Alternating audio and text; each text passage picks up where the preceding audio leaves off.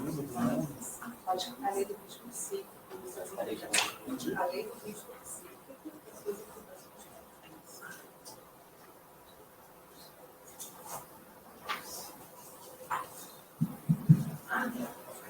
Boa noite para todas, para todos. Como todos os nossos eventos em psicologia, a gente acaba tendo uma predominância feminina, né, que reproduz a nossa categoria eminentemente feminina. Nós vamos estar dando início aqui ao Psicologia em Foco de hoje. Eu sou Marcos Macedo, eu sou psicólogo, estou aqui representando a Comissão de Psicologia Escolar e Educacional, mas também, podemos dizer, a Comissão de Psicologia da Saúde, tendo em vista que o tema que a gente vai discutir é um tema que tem atravessado essas duas comissões. Dizer que o Psicologia em Foco é uma atividade que acontece todas as semanas aqui na sede do Conselho Regional de Psicologia de Minas Gerais, mas também acontece nas subsedes, embora não com a presença semanal, né, com uma outra flexibilidade, mas aqui toda semana nós estamos presentes. E dizer também que esse evento, né, toda quarta-feira, a gente tem não só a participação presencial, mas também a participação online, possibilitada aí pelo Facebook e pelo site do CRP, www.crpmg.org.br. Né? E para quem está acompanhando online, né, pode também estar enviando para a gente as perguntas que puderem vir, que a gente, ao final, a gente vai estar colocando. Nós estamos aqui hoje para discutir, como título, né, a Lei do Risco Psíquico e suas implicações para a infância, mais especificamente a Lei número 13.438 de 2017.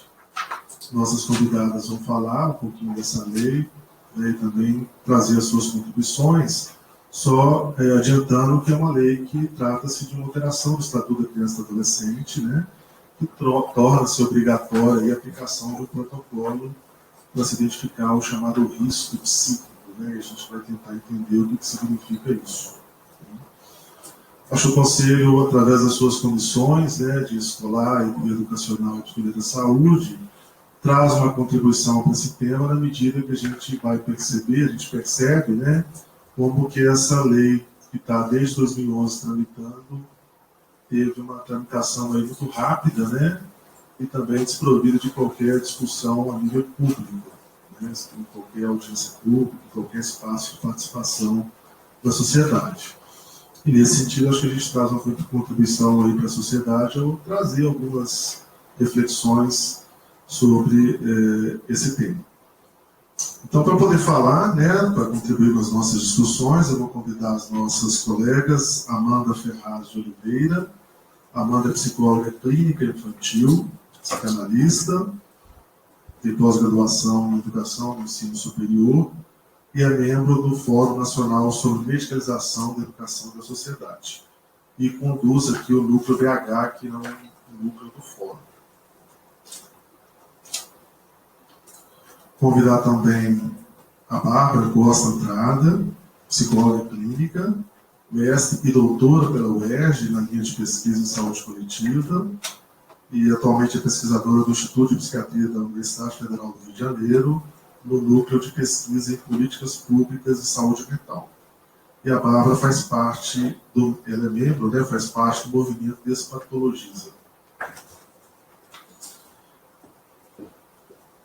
Importante destacar, né, que então nós temos a presença de duas pessoas que representam hoje os dois grandes movimentos nacionais que fazem a discussão da medicalização e da patologização da sociedade. Né? O Conselho Regional de Psicologia de Minas Gerais traz essa discussão, né, da medicalização, da patologização desde 2011, nas suas comissões de Psicologia Escolar e Educacional e Comissão de Saúde. A gente sempre faz o diálogo com esses dois grandes movimentos nacionais. Eu pediria até que as nossas colegas pudessem falar um pouquinho desses movimentos, né, para que a gente possa ter aí o conhecimento dos mesmos. Bom, a gente vai começar pela Bárbara, né? E a gente vai ter uma fala de 20 minutos para cada uma, e ao final a gente vai abrir para as perguntas a quem está aqui presente e também as perguntas que vão chegando online. Né? Então, eu pedi a todos que tiverem perguntas que deixassem para esse momento após a fala das nossas duas colegas, ok? Então, eu passo a palavra para a Ana Bárbara. Queria começar agradecendo o convite para estar participando aqui do Psicologia em Foco. Cumprimentar os colegas da mesa, Marcos e Amanda, os colegas que estão na plateia, o pessoal que está virtualmente acompanhando esse debate. Marcos, por favor, controle o tempo, porque eu sou assim, um pouco prolixa às vezes. Bom, como ele me apresentou, eu sou pesquisadora no Instituto de Psiquiatria da UFRJ e participo do Despatologiza, que é o movimento pela despatologização da vida. Acho que o movimento é autoexplicativo no título, a gente tenta sempre abordar questões que tendem a ser tornadas muito facilmente como objetos de medicalização. Estamos sempre buscando formas não medicalizantes de abordar problemas da vida, E, nesse sentido, o Despatologiza, ele contribuiu e vem contribuindo para promover uma discussão crítica, não só o Despatologiza, mas várias entidades, inclusive o Conselho Federal, os Conselhos Regionais, e a Lei 13.438 é uma dessas questões que a gente está tendo que se haver agora. Podemos começar? Sim.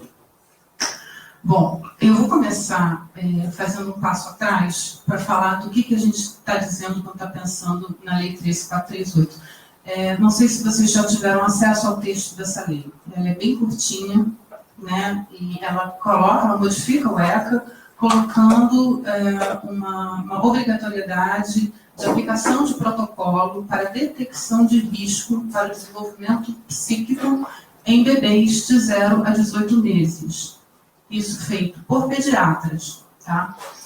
E a problemática dessa lei é que ela atropela toda a política nacional de atenção integral à saúde da criança, que é uma política bastante complexa e que tende a justamente observar o desenvolvimento infantil não como algo circunscrito exclusivamente à esfera médica, mas algo que está na vida, E aí, por isso que eu vou começar minha fala falando do Conselho Ampliado de Saúde, que é esse Conselho Ampliado de Saúde que está na base das políticas para a infância.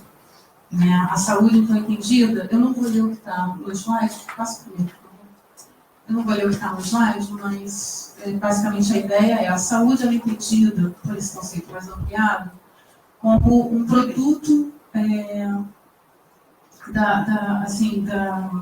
um resultado das formas de organização social. Então, não é algo que está localizado no corpo, no organismo, não é objeto apenas de intervenção médica. A saúde ela é produzida nas relações dos indivíduos com a sua comunidade, com a cultura, ela é afetada por iniquidades, ela é afetada, fortemente impactada por situações de desigualdade social. Bom, próximo. Então, pensando a questão da saúde na infância, é também importante pensar a questão da promoção de saúde na infância como uma estratégia de cuidado. Pensar o desenvolvimento infantil como algo que precisa ser acompanhado a partir da ampliação da potencialidade dessa criança, e não tanto a partir daquilo que está dando errado na criança. Então, as ações de estratégia de promoção de saúde, elas são sempre transversais, elas são intrasetor de saúde e extrasetor de saúde, ou seja, intersetorial, elas envolvem também a educação, envolvem a assistência social, envolvem organizações da sociedade civil. E o objetivo das ações de promoção de saúde como eu falei, ampliação do estado geral de saúde e o aumento da qualidade de vida de indivíduos e coletividades. E um ponto importante é que essas ações são todas muito, vamos dizer assim, valorizam muito a participação e a coprodução do cuidado. Então, não são ações hierarquizadas de cima para baixo, são ações muito mais horizontalizadas em suas estratégias. E, fundamentalmente, o que eu acho que é importante destacar para discutir o contexto da lei é que a promoção em saúde ela tem que considerar os diferentes modos de viver de indivíduos e coletividades. Tá? Bom, dito isso, queria fazer uma distinção que também aparece, né, porque são duas estratégias, dois paradigmas na saúde que acabam se confundindo na Lei 13438, que é a questão da promoção de saúde e a questão de prevenção de doenças. Ambos são estratégias em saúde, mas são paradigmas muito distintos. Né? E aí eu vou destacar aqui, vou ler o que está na prevenção de doenças. Né? São ações orientadas para dirimir riscos de doenças ou agravos específicos. ênfase no específicos. Okay? Alvo são indivíduos e ou populações que estão em risco para doenças ou agravos específicos. São ações que geralmente são intrasetor saúde, com pouca, vamos dizer assim, ou não necessariamente com um atravessamento para outros setores da saúde, outros setores fora da saúde. O objetivo é evitar o desenvolvimento de doenças ou de enfermidades, e o cuidado proposto em prevenções de doenças não necessariamente é um cuidado que se faz no território. Né? Em contrapartida, o outro paradigma que eu estou aqui assim, comparando é o da promoção de saúde, que são ações que estão orientadas para a ampliação da qualidade de vida, para um certo bem viver das populações e indivíduos. O alvo dessas ações são pessoas, independente de estarem em risco ou não, de estarem adoecidas ou não, de estarem adoecendo ou não. Promoção de saúde a gente faz com todo mundo. Todo mundo pode ser alvo de ações de promoção de saúde. Né? Necessariamente, elas são articulações intra- e intersetor. Então, quando a gente pensa em promoção de saúde, não dá para pensar como uma ação que vai ficar circunscrita aos serviços de saúde. Ela está sempre dialogando com o território e, portanto, com outras dimensões vamos dizer, organizações governamentais, não governamentais, sociedade civil, enfim. E, fundamentalmente, o cuidado sendo feito no território, ele também ele segue as características locais, ele tem que seguir a cultura local, né? Tem que ser algo que diga respeito àquela população específica daquele território, mas não necessariamente algo que seja padronizado. Então, a gente também tem que pensar a promoção em saúde como algo que é adequado e adequável àquela realidade que a gente está pesquisando, está cuidando. Bom, vou dar um salto e falar de promoção de saúde mental da infância, porque o objeto da lei são bebês. Né? Então, o que a gente tem em termos de saúde mental da infância? Um fato que já é sabido, que a gente tem uma importante lacuna assistencial no que diz respeito à saúde mental infantil. Né?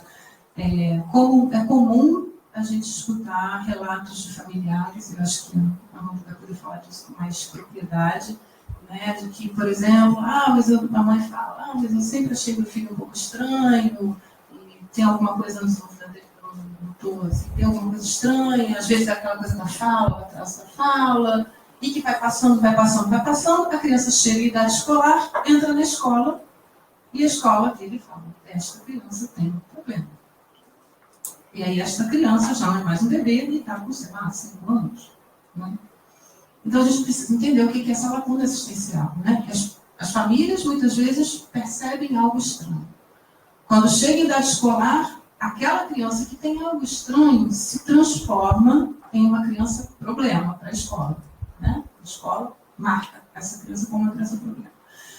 Bom, um outro elemento que compõe essa lacuna assistencial são dificuldades para acesso de serviços. A gente sabe que isso não é um padrão em todos os municípios, mas em muitas localidades o acesso a serviços que dão conta do desenvolvimento infantil e da saúde mental das crianças, às vezes é bastante dificultado, por inúmeras razões que não dá para elencar aqui.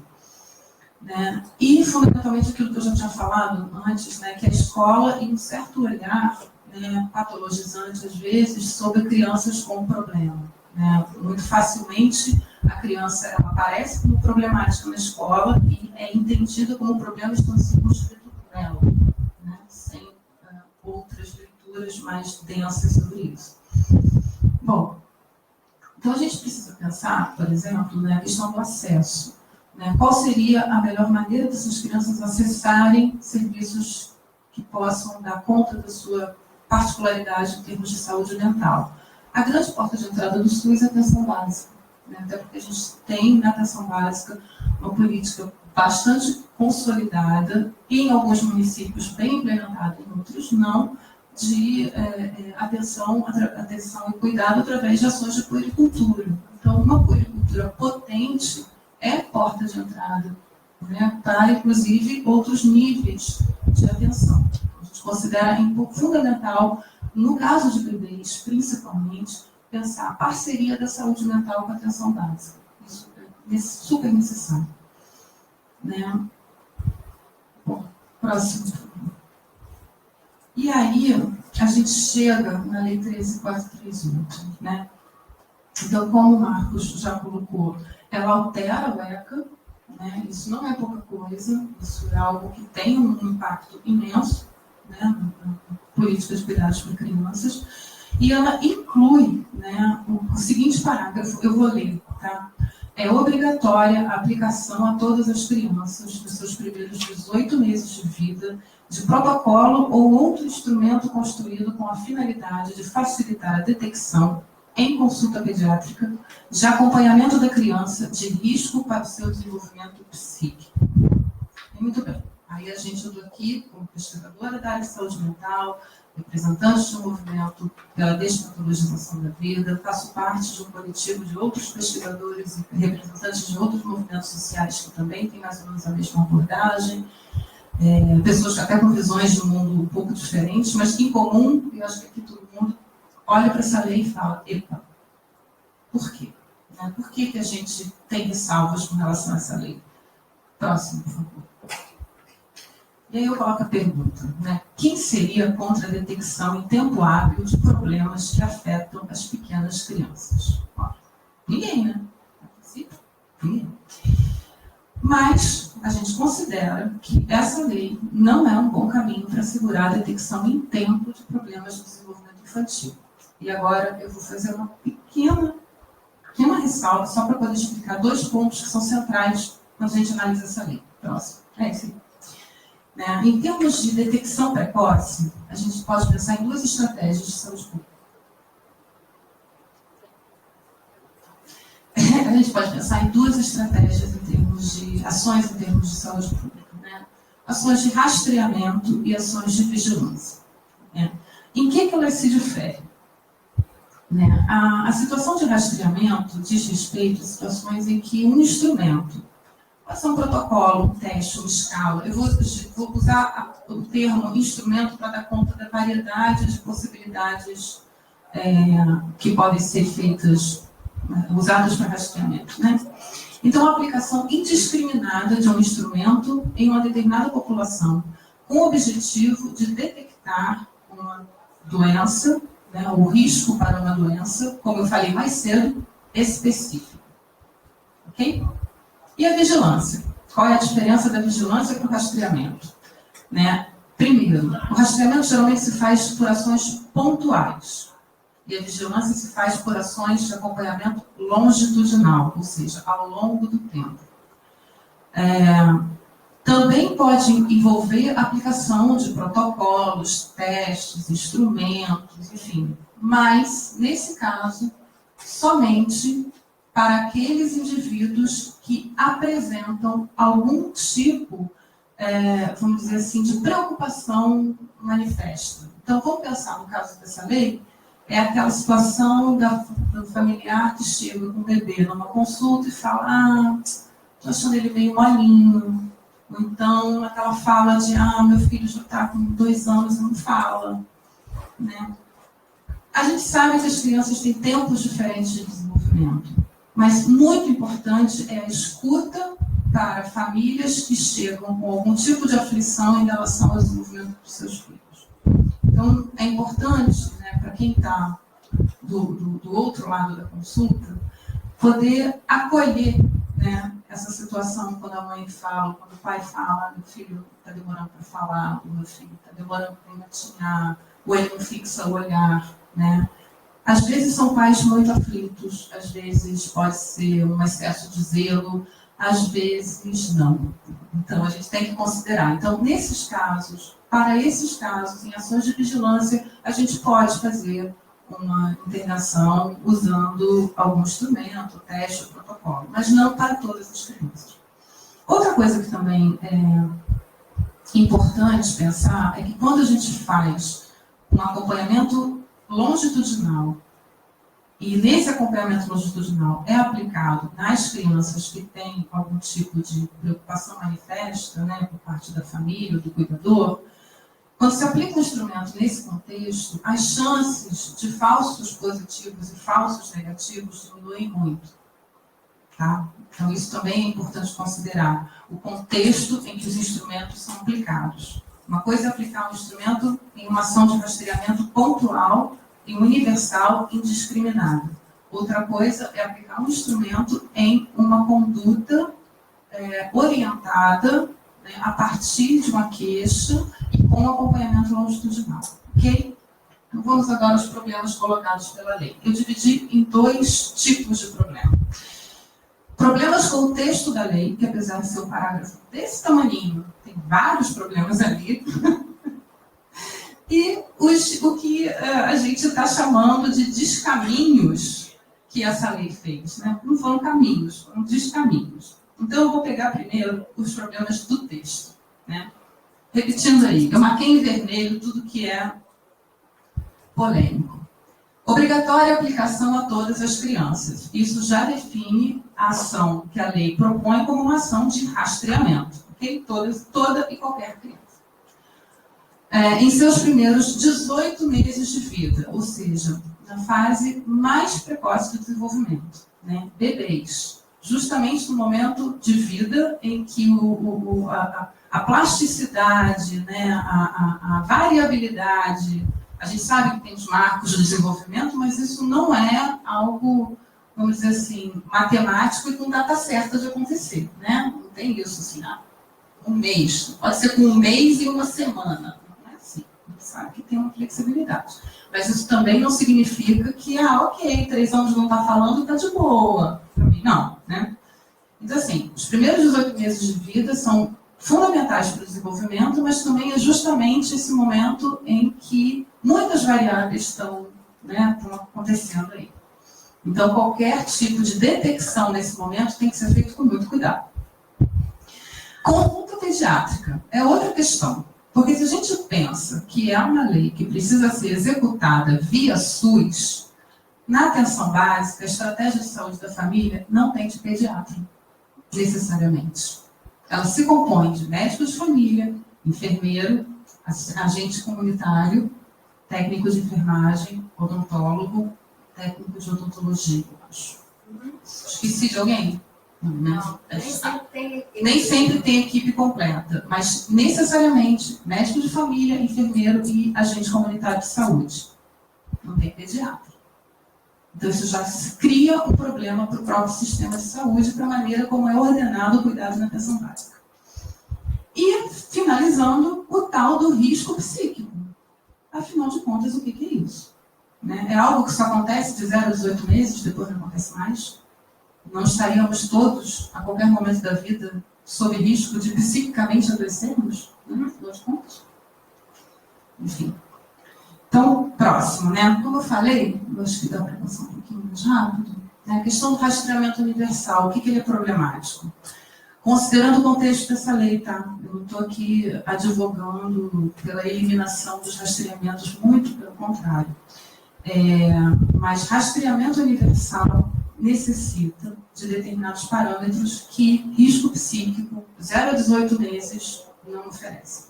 Então, por exemplo, com relação à literatura, para esse tipo de problema, vamos dizer assim, psíquico, mental, nomeie como quiser, a literatura, de modo geral, contraindica para essa faixa etária. É precoce demais. Né? A gente também não tem um instrumento validado no país para dar conta dessa tarefa. Né? E, fundamentalmente, os rastreamentos dessa dimensão do desenvolvimento, da dimensão da doença psíquica ou mental do desenvolvimento, tendem, na literatura, alerta para a produção de falsos negativos e falsos positivos, o que abre a porteira para iatrogenia, patologização, não vai dar conta de falar isso. Bom, eu vou dividir, assim, eu vou esmiuçar um pouquinho, então, assim, por favor, isso. Eu vou esmiuçar um pouquinho, né, por que o que está sendo proposto na lei não funciona. Primeiro, risco psíquico, enquanto uma categoria a ser rastreada, atende aos critérios para um programa de rastreamento? Não, não atende. Né? Quais são esses critérios? Eu listei ali. Né? Primeiro, essa doença ou agravo tem que ser um problema de saúde pública relevante para a população. Rastreamento é algo que a gente faz em escala populacional. Tá? Então, tem que ser relevante. A gente não sabe porque a gente não tem estudos de prevalência sobre risco psíquico em bebês no Brasil. Então, a gente não sabe se é algo relevante ou não. Começa por aí. A história natural da doença tem que ser bem conhecida. Alguém conhece a história natural do risco psíquico? Não, porque, novamente, é algo que é contingente, situacional, né? Cada pessoa reage de uma maneira. O estágio pré-clínico tem que ser bem definido, durante o qual a condição possa ser diagnosticada. Nem vou avaliar isso, porque também não atende. Né? O benefício da detecção e o tratamento tem que superar os riscos, que a gente também considera que os riscos para a iatrogenia são muito maiores do que os benefícios, pelo menos da maneira como está sendo proposta. Os instrumentos que detectam a condição, no caso, risco psíquico, devem estar disponíveis e ser confiáveis. A gente não tem um instrumento validado no país para dar conta disso. O custo do rastreamento também tem que ser levado em conta, né, e tem que ser considerado com o orçamento destinado ao sistema de saúde. Lembrando que estamos vivendo sob congelamento do teto dos gastos em saúde. Então, como desenhar estratégias desse porte, estando com contingenciamento de financiamento.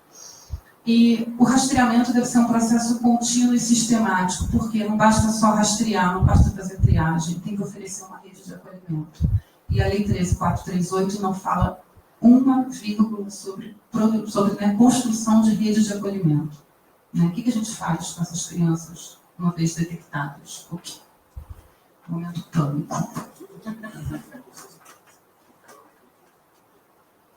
É uma dica que o Marcos colocou aqui, que eu estou falando de iatrogenia toda hora, né? O que é o efeito iatrogênico? O efeito iatrogênico é quando uma determinada ação de cuidado, né, qualquer que seja, em vez de produzir diminuição da doença ou recuperação da saúde, ela produz mais doença. Né? É quando há um agravamento ou o surgimento de uma nova patologia, ou sofrimento em função de uma ação a princípio terapêutico. Tá?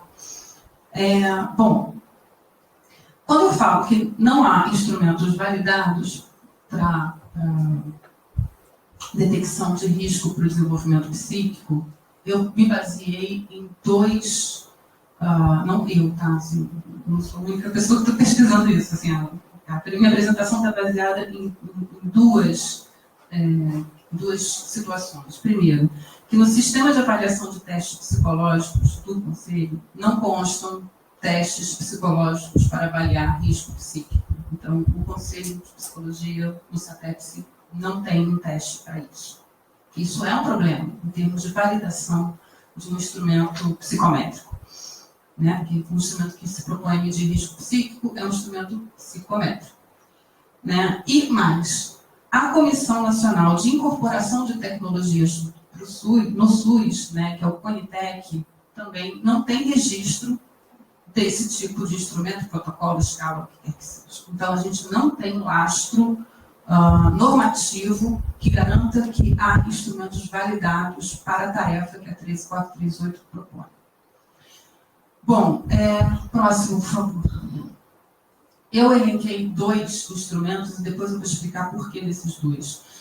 Um deles é o IRD, Indicadores Clínicos de Risco para o Desenvolvimento Psíquico. É um instrumento brasileiro desenvolvido a partir da teoria psicanalítica, enfim, paradoxos, e ele tem alguns problemas, né? A base epidemiológica dele é um pouco restrita, e em termos de validação, há o problema de que o mesmo grupo de pesquisa que concebeu o instrumento é o mesmo grupo de pesquisa que validou o instrumento. Então, isso se torna um pouco redundante. Como é que se faz a validação de um instrumento que você mesmo criou? Picaretagem é o nome disso. Bom, o outro instrumento, que também está muito cotado para ser o tal do protocolo da lei do risco psíquico, além do ID, é o MCHAT, que é o Modified Checklist for Autism Toddlers, que seria a escala para autismo em bebês modificada, porque tem o CHAT, que é anterior a esse é o MCHAT, que é mais recente. É um instrumento estadunidense, né, e que possui limitações. Para começar, ele não fala de risco psíquico, a lei fala de risco psíquico, o MCHAT dá conta de autismo, e autismo é diferente de risco psíquico, a princípio. Depois a gente discutiu.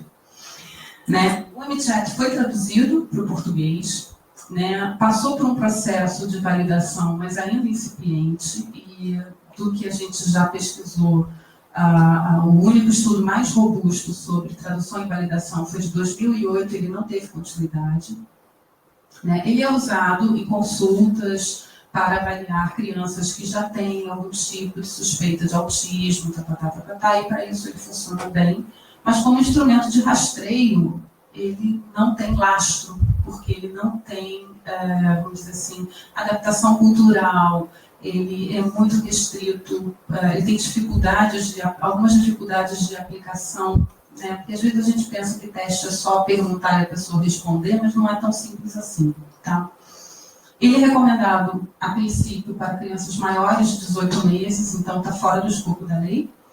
Né? E quando ele é usado em estratégias apenas de rastreamento, ou seja, sem aquele acompanhamento em vigilância longitudinal, ele tende a produzir mais falsos positivos e negativos, né?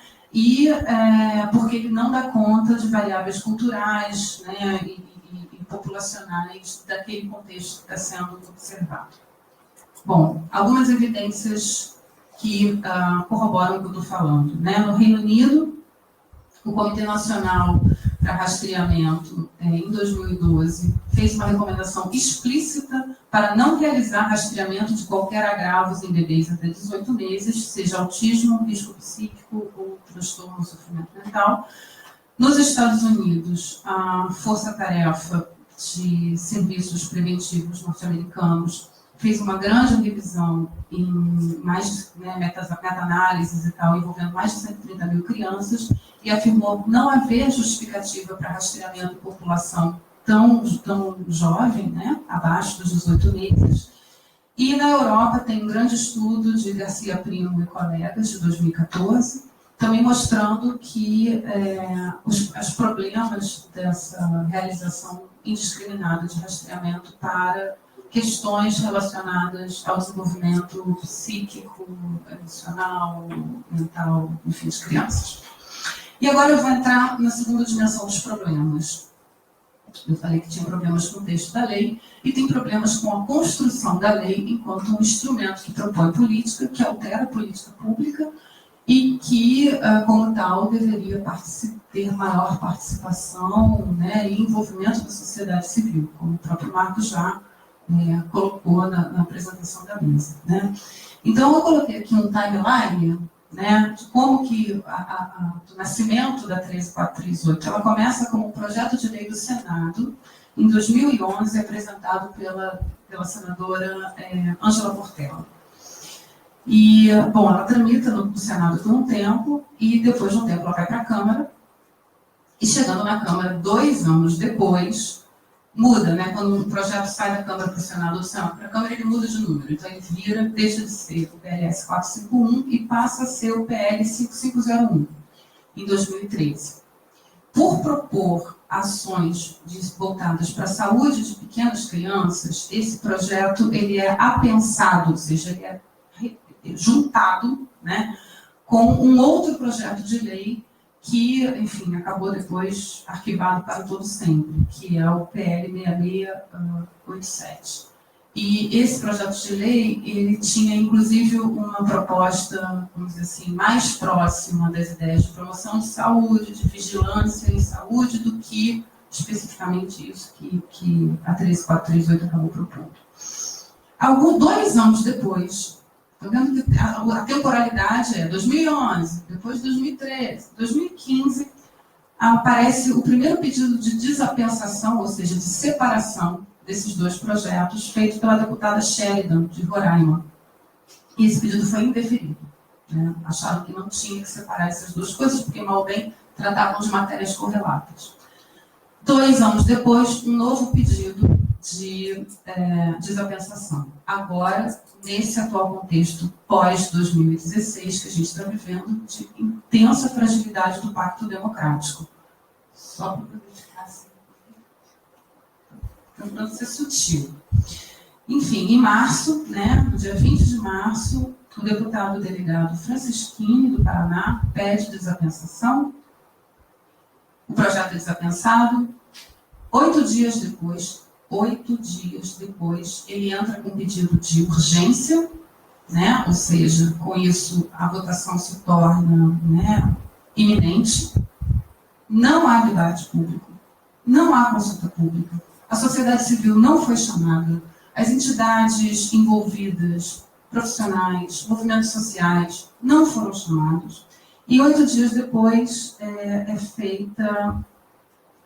no dia seguinte, né, da apresentação do requerimento de urgência, no dia seguinte é feita a votação e aprovado em regime de urgência. Poucos dias depois é enviado para assinatura presidencial e no dia 26 de abril vira uma lei ordinária. Nesse meio tempo, esse projeto de lei recebeu não 1, mas 2 pareceres contrários do Ministério da Saúde. Um em 2011 e outro em 2017. E não houve debate ampliado. Então, só para vocês verem, se vocês acessarem a internet, vai ser isso aí que vocês vão encontrar se botarem 13438, essa página aí. Eu fiz um destaque, porque acho que vale a pena colocar, que é a ausência de assinatura de representantes do Ministério da Saúde. É uma lei que altera o ECA, que não passou por debate público, que teve pareceres contrários do Ministério da Saúde. Ela não é assinada pelo Ministro da Saúde, ela é assinada pelo Ministro da Justiça e pela, então, Ministra do Desenvolvimento Social. Isso é muito grave, em termos democráticos, em termos de desenho de política pública. Isso é muito grave. Bom, e o que a gente propõe? Né? Vou voltar para o início da minha apresentação. Vigilância do desenvolvimento infantil como uma estratégia potente e robusta para dar conta de, vamos dizer assim, detecção de problemas da primeira infância. Né? Até porque, como eu já falei, né, familiares de crianças que posteriormente são diagnosticadas, né, ou com autismo ou com algum outro atraso de desenvolvimento, sempre não, mas muitas vezes relatam que já tinha alguma coisa que achava estranho, mas que foi passando. E aí, quando chegou na escola disse que tem um problema. Né? E aí, o que é proposto em termos de instrumento para acompanhamento? O que já existe, a Academia de Saúde da Criança. Né? Ele é baseado na lógica de vigilância. Todas as crianças recebem uma Academia de Saúde da Criança quando nascem. A academia fica de 0 a 10 anos, depois da academia do adolescente. Né? Nas consultas de puericultura, todas as idas da criança aos serviços de saúde, a caderneta deveria ser solicitada e preenchida. Né? Após a promulgação dessa lei, no segundo semestre do ano passado, houve uma reunião do Ministério da Saúde com representação. Né? O Ministério convidou especialistas da área de desenvolvimento infantil, de políticas públicas, movimentos sociais, né? O Conselho estava presente, o de Patologias, o Fórum, o Conselho, o CONANDA, Rede Nacional Primeira Infância, várias entidades. E nesse workshop foi para se pensar como, então, dar conta, né? Porque foi aprovada a lei, ela entrou em vigor em outubro, né? E o que se ficou determinado é que, para efeitos de execução dessa lei, o Ministério recomenda, né, o que ele sempre recomendou, que é o uso, né, implicado da caderneta de saúde da criança. E por uso implicado da caderneta de saúde da criança, o que quer dizer? Né? Vou mencionar aqui rapidamente, essa é a capa da caderneta do ano passado. Ela é constantemente revisada, tá? Inclusive visando, por exemplo, adaptações culturais, encerrando, e adaptações a diferentes contextos brasileiros, né? E passa o próximo, por favor. E o que tem de importante no uso, quando eu falo uso implicado da caderneta? Ano passado, no Instituto de Fernandes Figueira, da Fiocruz, do Rio de Janeiro, uma pesquisa coordenada pela doutora Virginia Peixoto, sobre o uso da caderneta, detectou, dentre os muitos achados, uma pesquisa de âmbito nacional, detectou o seguinte: existem problemas no preenchimento da caderneta. Então, a caderneta começa a deixar de ter a função de comunicação entre serviços de saúde e família, porque ela fica sendo usada quase como um cartão de vacinação e um cartão de acompanhamento do crescimento. Como vocês podem ver, eu peguei dois parâmetros do que ela encontrou na pesquisa, né, que ela fala que na dimensão da vacinação na carteira, todas as cadernetas são vacinadas, são preenchidas. Então, em termos de vacinação, isso é muito bem acompanhado. Mas em termos de vigilância do desenvolvimento, apenas 9,9% das cadernetas têm algum tipo de indicativo. Quando se pensa em termos de comunicação entre família e profissional de saúde, isso é muito grave, né? Porque isso é uma dimensão que fica não vista. Às vezes ela é vista nas consultas, às vezes ela é vista e colocada em prontuário, mas isso não vai para a mão das famílias, né? E vou finalizar com um documento super recente, que foi emitido no final de janeiro, mas começou a circular agora nas redes, inclusive pelo Conselho, que é um documento do Ministério Público Federal, elencando todos os problemas que essa lei impõe, né, e, vamos dizer assim, recomendando, né, ao Poder Público, ao Ministério, às secretarias estaduais e municipais de saúde, que se abstenham de regulamentar o artigo 14, parágrafo 5º do ECA, que é o que foi colocado pela Lei 13438. Ou seja, o Ministério Público, não só o Ministério da Saúde já havia definido como normativa utilizar a caderneta de saúde da criança, né, e agora o Ministério Público está recomendando, né, aos órgãos competentes que não regulamente esse parágrafo que foi, assim, enfiado no ECA. Ok? Eu vou encerrar minha fala por aqui, porque eu já estou no tempo. E fica depois para o debate, resto. Obrigado, Bárbara, pelas contribuições. Acho que é importante trazer essa contextualização da lei, principalmente à luz, né, da nossa política de saúde pública, que é o SUS. Porque isso que apresenta como uma grande questão, assim, né, que seduz a gente no primeiro momento, como você muito bem colocou, quando a gente olha muito mais próximo, a gente percebe que tem alguns problemas aí que não foram debatidos, não foram, né, esclarecidos, que possa trazer, inclusive, problemas, né, não só para as crianças, como também para os familiares. E para falar disso é que a gente passa, então, para a Amanda, né, que vai falar um pouquinho dessas implicações aí, né, para a família, de toda essa questão colocada aí pela lei. Boa noite, meu nome é Amanda. Primeiro, eu gostaria de agradecer também o convite, né, do CLP para estar aqui hoje, falando de um tema polêmico, muito pouco falado entre as famílias, né? Pelo menos assim, a gente estava conversando mais cedo, na minha experiência ainda não chegou nenhum questionamento de pais sobre a questão dessa lei. Quero cumprimentar o Marcos, a Bárbara, aos colegas que estão presentes e o pessoal que está assistindo online. Que eu estou representando também um fórum sobre medicalização da educação da sociedade. E acredito que quando, assim, as próprias lacunas, né, da lei que a Bárbara falou no início, acho que cabe muito esse processo e a questão da medicalização. Hoje nós temos o núcleo BH aqui, né, nós reativamos o núcleo ano passado e discutimos, fazemos várias discussões sobre diversos temas que abrangem a medicalização, né? Medicalização da vida como um todo, medicalização da educação, e aí entra, né, questão também dos alunos problema, vou falar um pouco mais sobre isso, né, que a Bárbara citou aqui. Pode passar.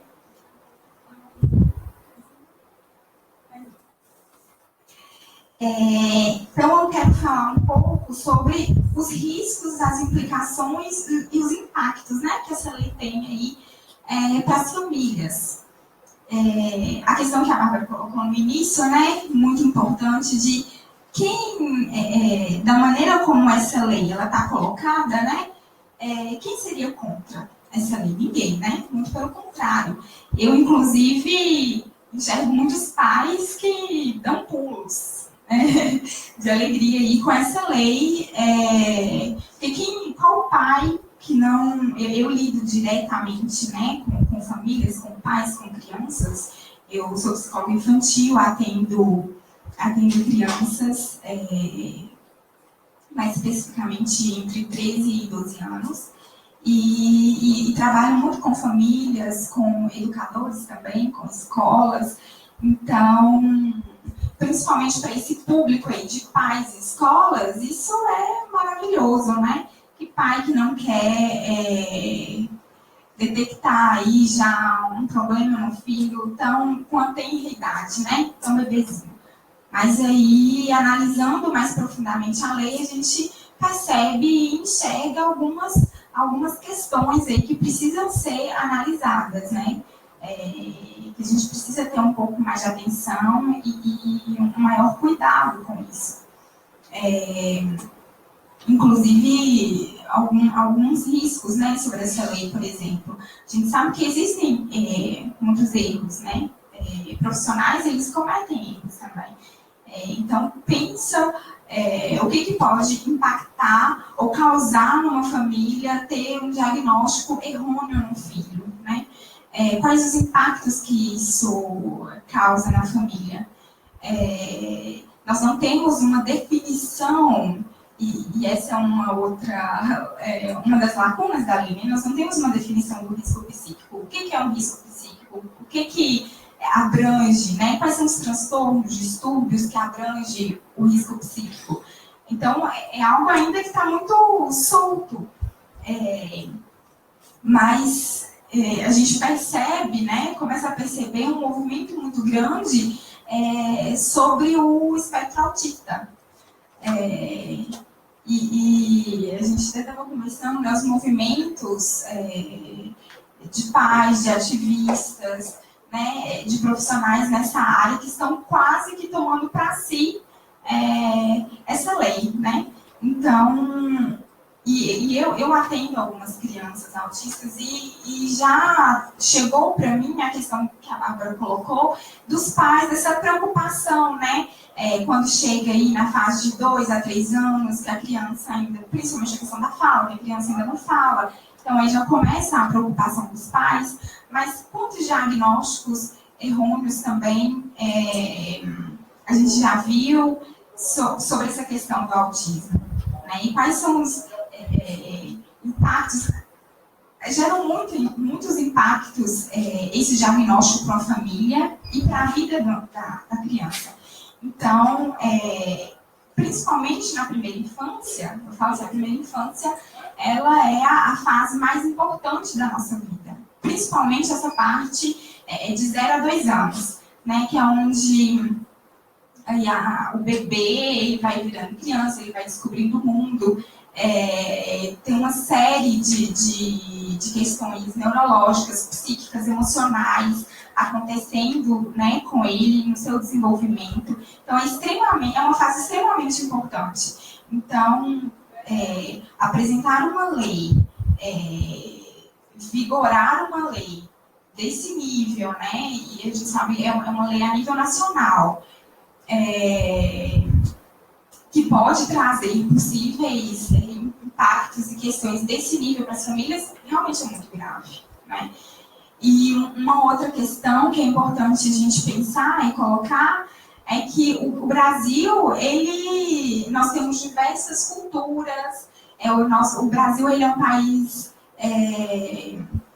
miscigenado, então, como é muito sério e é muito, no mínimo, muito estranho colocar um protocolo desse a nível nacional, padronizar um protocolo desse para ser aplicado em todas as crianças, todos os bebês, de todos os lugares, de todas as regiões, todas as cidades do Brasil, né? Entendendo que, sem analisar e sem levar em consideração a região dessa criança, né? E quais condições que essa criança vive, qual é o histórico familiar, a estrutura familiar. Então, é algo também que é importante a gente pensar.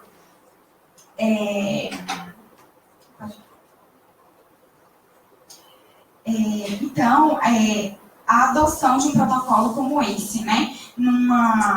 Em crianças com uma idade tão pequena, né, recém-nascidos, ignora essa questão da particularidade de cada criança também, né? Principalmente, cada criança, pensar no desenvolvimento próprio também de cada criança. Cada criança ela tem um tempo para se desenvolver. É claro, né, como a Bárbara colocou aí, não é que a gente vai achar normal que uma criança com 3 anos que não fala, então tudo bem, vamos esperar o tempo dela. Não, mas é importante, essa questão é importante ser considerada também.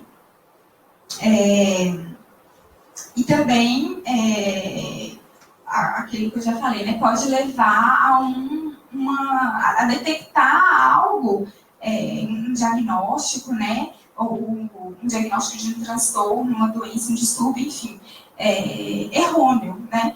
Então, isso não é sem impactos, né? Tanto para a vida da criança quanto para a vida da família, né?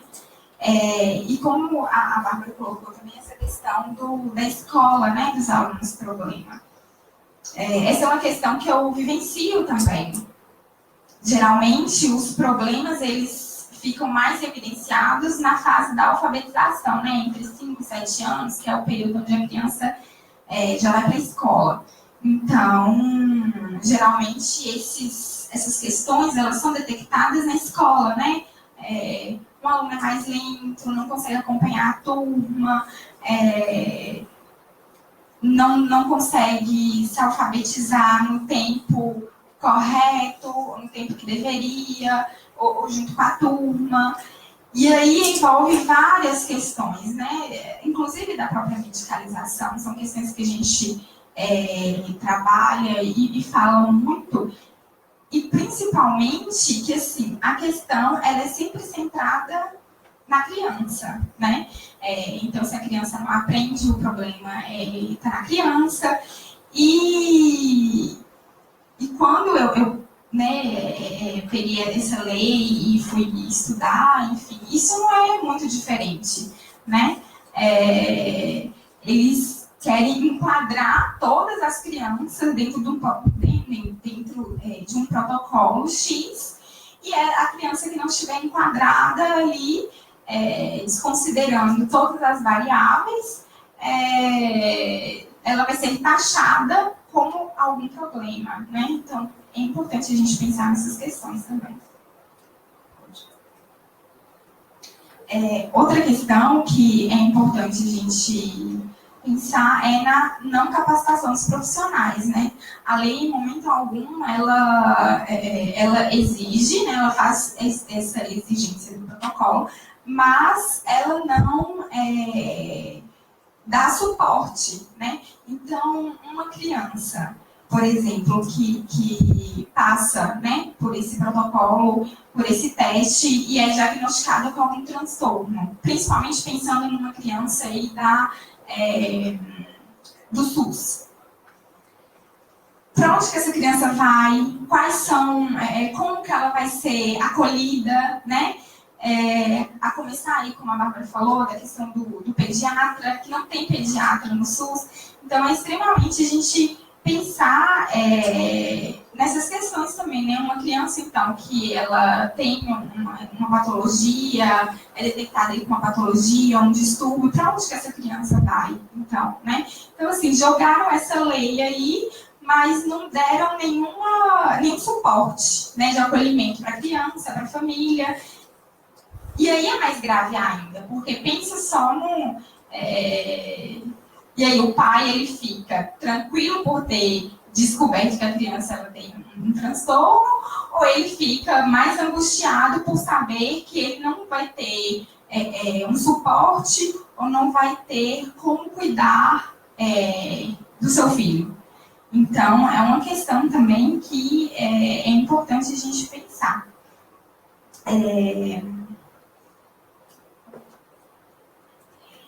E aí aqui eu coloquei algumas possibilidades, né?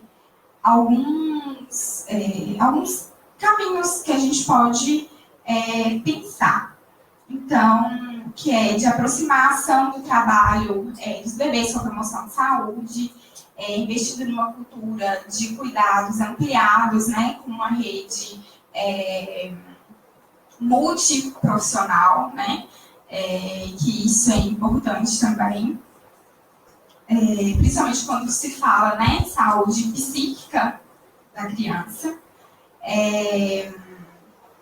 Então, que o bebê ele ganhe visibilidade enquanto sujeito, né, no aspecto das políticas públicas,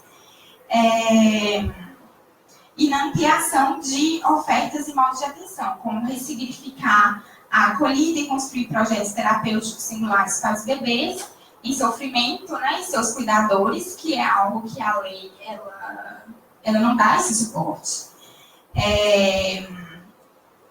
Tecendo linhas de cuidado que operem na intersetorialidade e construam redes integradas que possibilitem percursos singulares pelos serviços.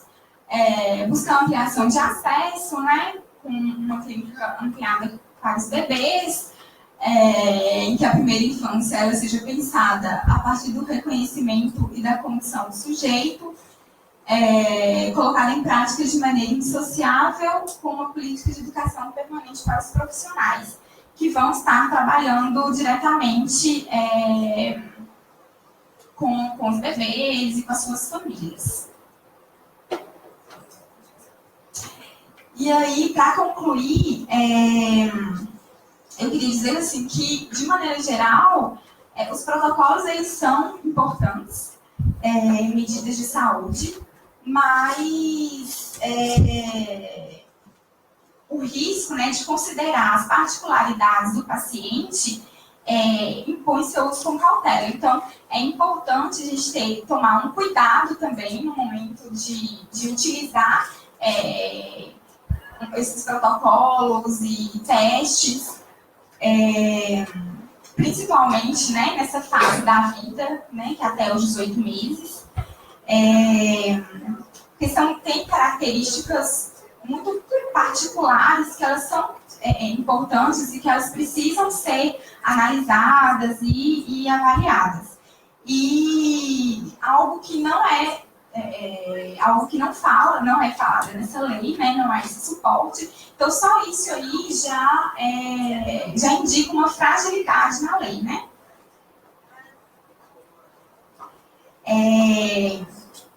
E aí, falar também sobre os direitos dos pacientes, né, que é uma premissa, é um princípio básico de cuidado e o qual implica o reconhecimento de que a utilização dos protocolos não pode apresentar risco de dano para o paciente ou algum prejuízo para a sua saúde, principalmente quando se trata de crianças na primeira infância.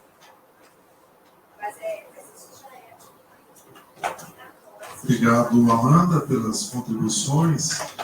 A gente estava conversando mais cedo e talvez passou desapercebido aqui, pelo menos para nós, né, da Comissão de Saúde e Psicologia Escolar Educacional, Porque quando a gente tem uma lei a nível nacional, a tendência depois, nos movimentos posteriores, é os municípios saírem criando as suas leis e regulamentando as suas leis municipais. E talvez passou desapercebida a Belo Horizonte, por exemplo, que já tem uma lei municipal em tramitação, né? Projeto de lei ainda, e talvez seja importante a gente trazer isso então para uma discussão, um debate. A gente tem um avanço, vamos dizer assim, essa semana com esse posicionamento do Ministério Público Federal, que desobriga, vamos dizer assim, a aplicação, né, talvez fazendo uma correção a todo esse apressamento que nós tivemos, né, com a aprovação dessa lei. Então, talvez seja o momento, né, seja da comissão aqui do Conselho, as próprias entidades, né, de controle social do município de Belo Horizonte, talvez levantar, então, essa discussão, tal como a gente está fazendo aqui. A Bárbara já localizou também Uberlândia, né? A Uberlândia já avançou, né? Já tem uma coisa mais amarrada. Antes da gente passar, né, assim, abrir para as perguntas, se quiser comentar, o que está nessa lei de Belo Horizonte, que já tem uma coisa Então, só fazer a continuidade disso que o Marcos colocou, né? Como parte também das ações que a gente vem desenvolvendo, eu estou fazendo, como a minha parte da pesquisa, um levantamento, né, dos efeitos que a 13438 já produziu, efeitos simbólicos, efeitos jurídicos, né?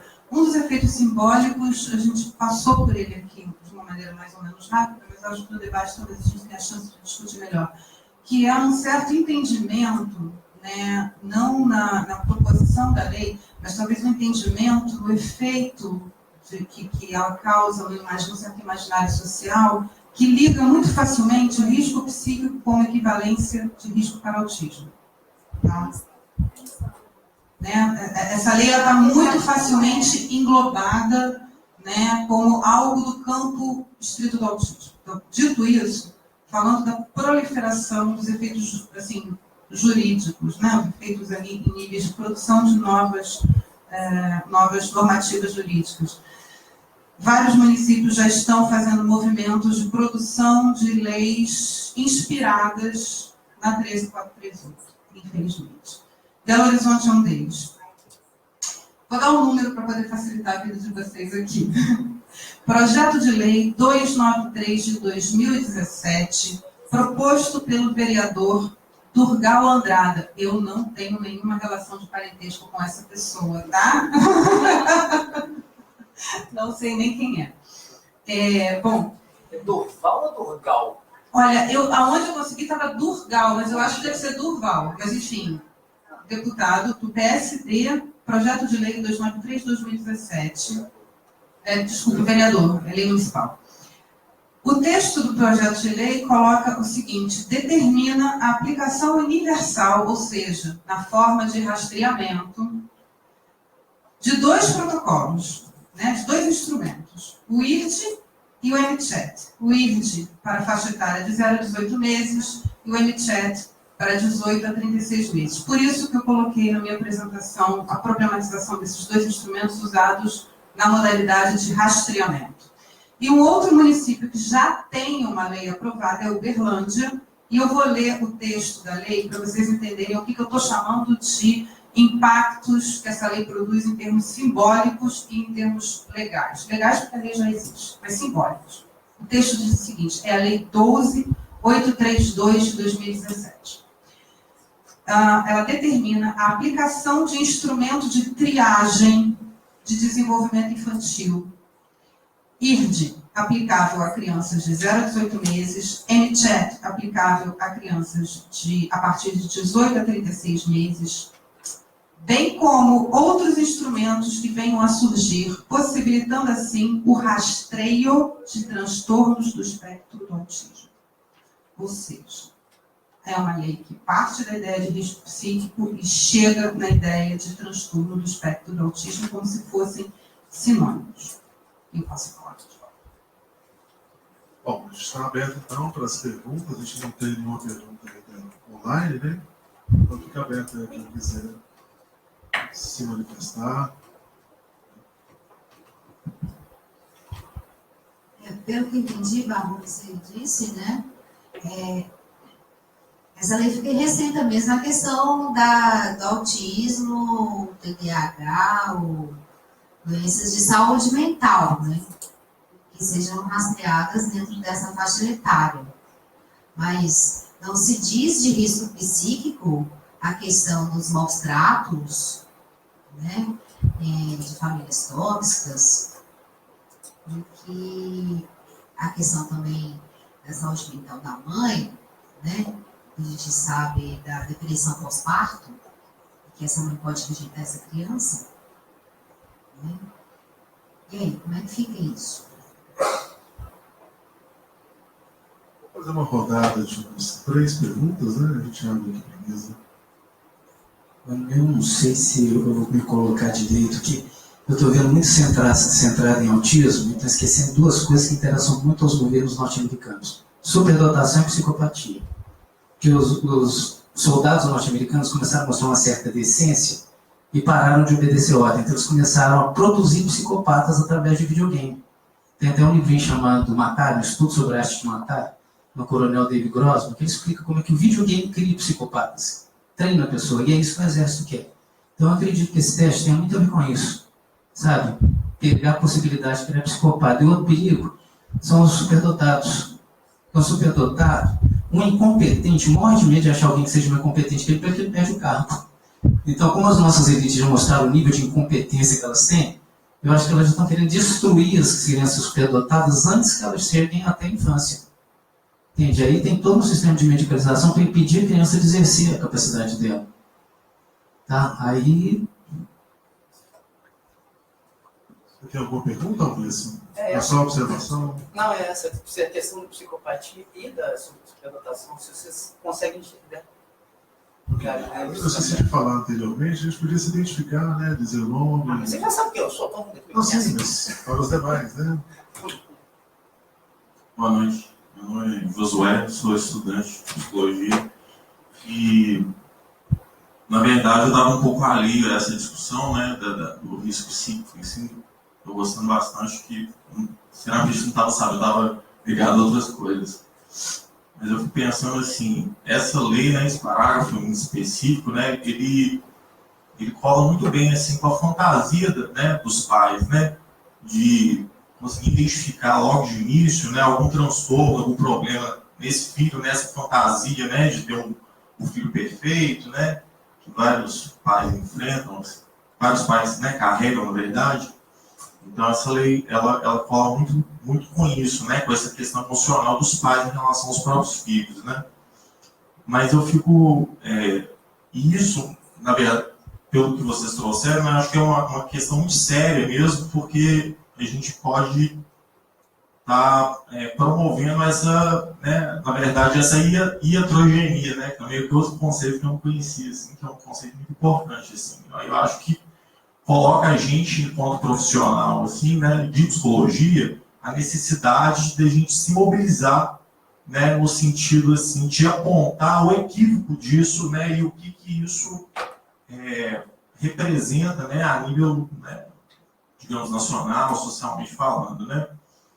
E aí, pensando, né, também nessa cronologia, né, da aprovação da lei, né, em 2017 foi aprovado meio que a toque de caixa, né?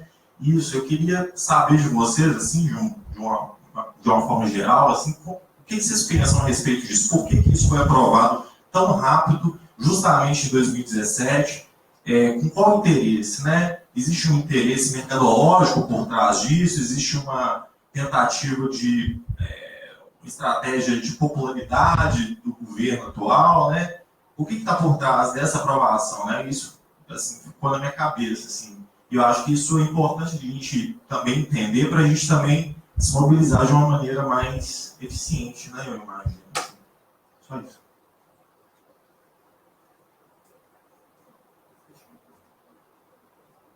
Boa noite.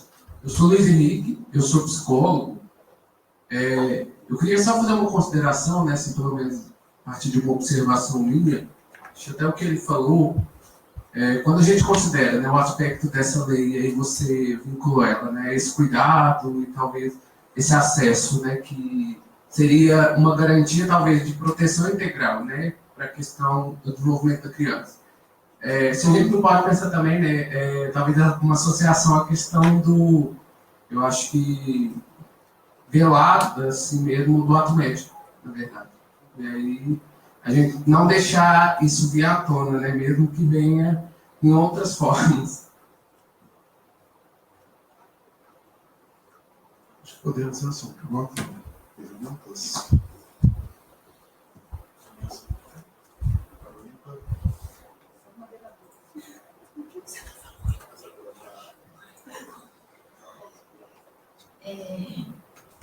Assim, considerações muito importantes, né? Vou pegar aqui um pouco sobre o que o Luiz falou, sobre essa questão do ato médico, né?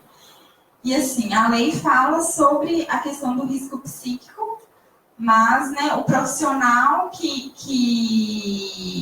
vai fazer a aplicação desse protocolo é o pediatra, né?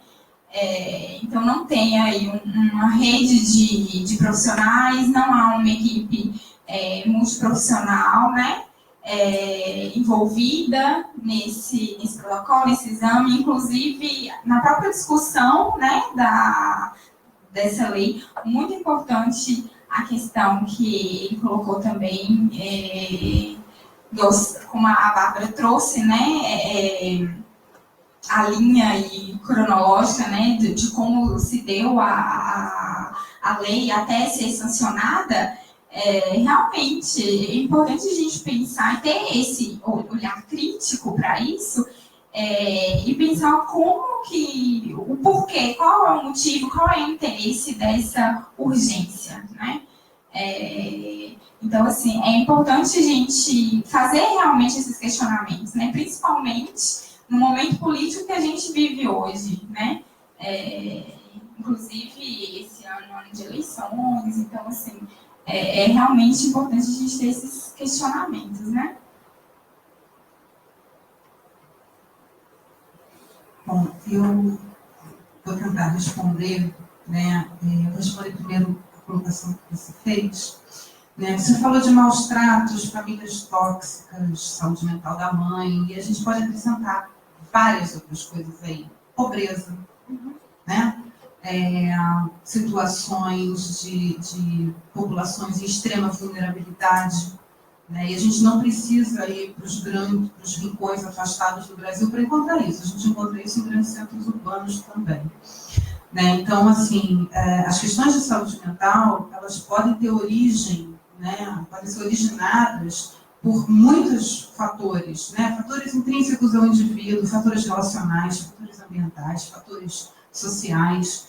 E aí, querer delimitar isso, eu super concordo com o que você coloca, como você problematiza, né? Como é que se propõe, né, detectar risco psíquico, que é essa coisa que a gente, enquanto está vivo, a gente está em risco de adoecimento psíquico, por milhares de razões, né? Como é que se detecta isso com uma aplicação pontual, né, de um questionário, né? Porque é um questionário, né?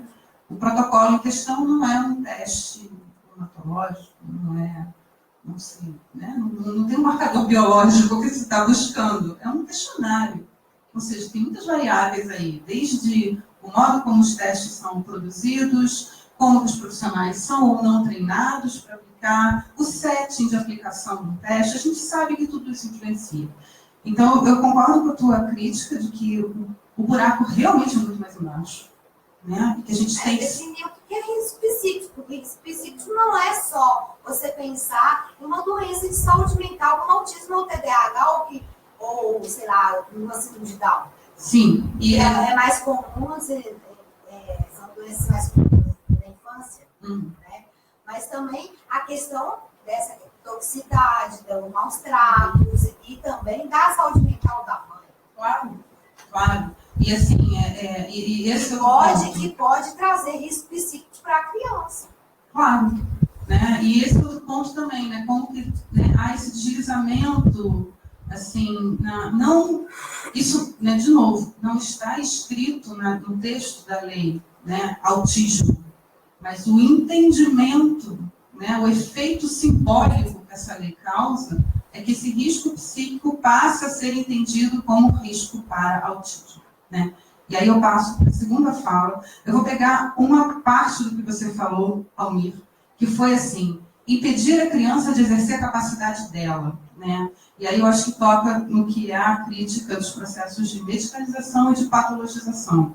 É muito rapidamente, e claro que a gente sabe que também não é, não, então não vamos diagnosticar nada, também não. Mas assim, é que muito facilmente pode se produzir patologização de comportamentos, né? Medicalização de modos de vida. Então a gente precisa garantir que as crianças possam exercer as suas capacidades. Crianças essas que sejam normais, saudáveis, e crianças atípicas também.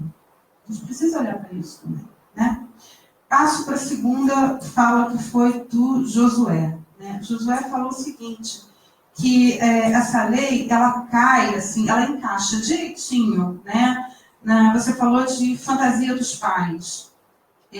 Pensando no que a gente discutiu um pouco antes, da questão de como ela se cola nas comunidades de defesa de direitos de pessoas com autismo, né? Muitas delas a Associação de Pais de Crianças com Autismo, eu falo mais não da fantasia dos pais, mas assim, de uma certa economia de esperanças, né? Ela mobiliza, ela agencia esperanças de que, pronto, encontrou-se agora um instrumento que vai resolver esse problema da dificuldade de diagnóstico do autismo.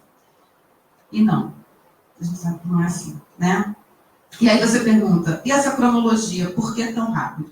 Olha, 2016 foi o ano de ruptura radical do nosso pacto democrático, né? Assim, o processo de impeachment, ele abriu precedentes que fragilizaram grandiosamente a participação social, né?